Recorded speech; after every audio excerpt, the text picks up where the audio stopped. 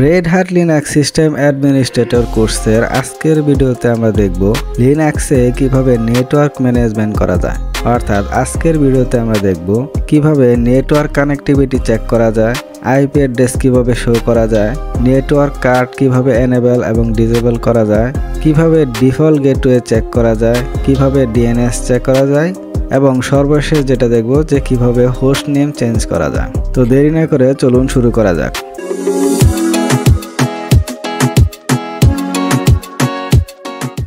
প্রথমে আমরা VMware workstation সফটওয়্যারে যে রেড হ্যাট অপারেটিং সিস্টেমটা দিয়েছিলাম সেটা আমরা ওপেন করলাম।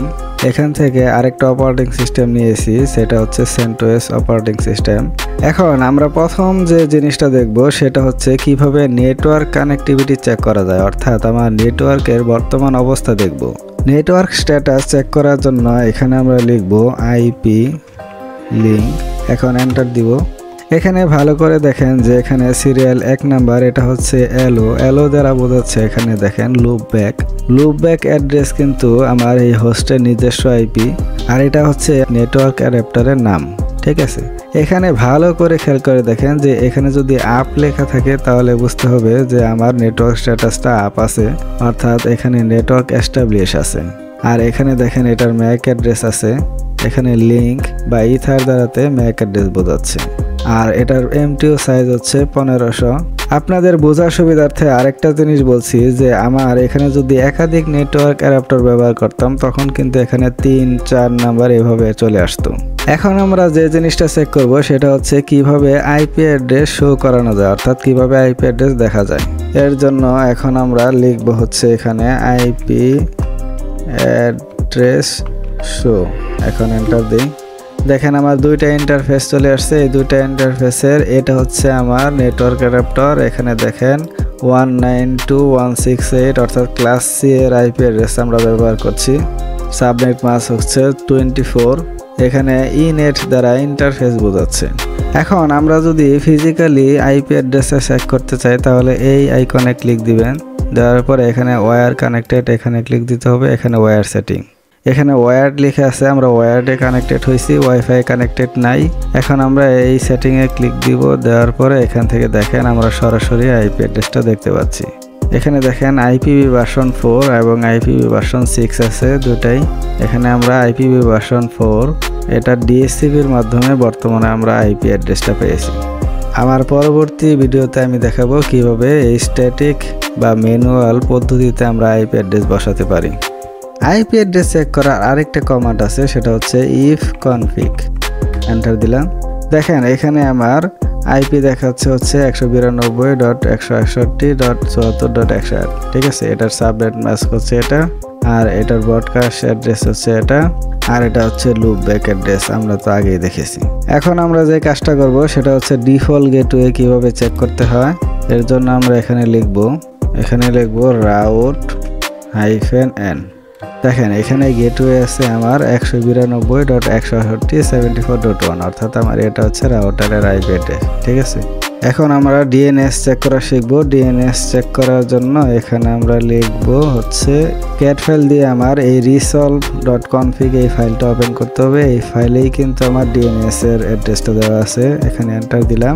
দেখেন এখানে নেম সার্ভার, তার মানে এখানে হচ্ছে ডিএনএস, এটা দেওয়া আছে। অল্টারনেটিভ এটা, এখানে 3টা আমরা ব্যবহার করতেছি ডিএনএস সার্ভার, আর এটা হচ্ছে গুগলের 2টা। এখন সবচেয়ে গুরুত্বপূর্ণ বিষয় হচ্ছে আমরা কিন্তু পিং কমান্ডস ইউজ করতে পারি এখানে কানেক্টিভিটি টেস্ট করার জন্য। এখানে যদি আমরা www.google.com এখন এন্টার দেই, দেখেন আমার পিং হচ্ছে। লিনাক্সের পিং কিন্তু কন্টিনিউয়াস ভাবে চলতে থাকে, অর্থাৎ যতক্ষণ আমরা বন্ধ না করব ততক্ষণ কিন্তু চলতেই থাকবে। তো Ctrl+C দিয়ে আমরা বন্ধ করব। আমি যদি ডিফল্ট গেটওয়েটা আমি চেক করি, এখানে পিং দেখেন আমার ডিফল্ট গেটওয়ে ঠিক আছে। এখানে ইচ্ছা করলে আপনারা পিং -c এখানে কতবার আপনারা এই গেটওয়েকে পিং করতে চান সেখানে নাম্বারটা দিলে অতবারই হবে। দেখেন এখানে আমি 4 নাম্বার দিছি, অর্থাৎ 4 বার এটা পিং হবে। দেখেন এখানে 1 2 3 4 দেখেন অটোমেটিক বন্ধ হয়ে গেছে 4 বার হওয়ার পরে। ঠিক আছে, এখন আমরা দেখব যে নেটওয়ার্ক কার্ড কিভাবে এনেবল এবং ডিসেবল করা যায়।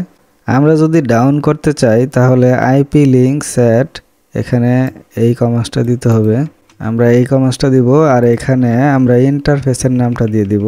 তা আমরা জানি আমার ইন্টারফেসটা হচ্ছে 192, ঠিক আছে। এখন আবার আইপি লিঙ্ক এই কমান্ডটা দিব, এন্টার। দেখেন এখানে খেয়াল করে দেখেন যে 192 এই ইন্টারফেসটা আমার ডাউন আছে, এখানে স্টেট ডাউন লেখা।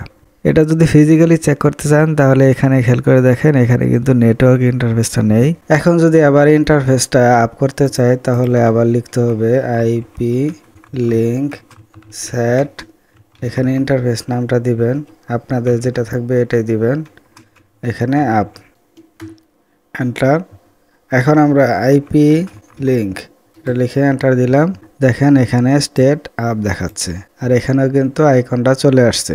এখন সর্বশেষ যে জিনিসটা দেখব এটা হচ্ছে হোস্ট নেম চেঞ্জ করতে হয় কিভাবে সেটা দেখব।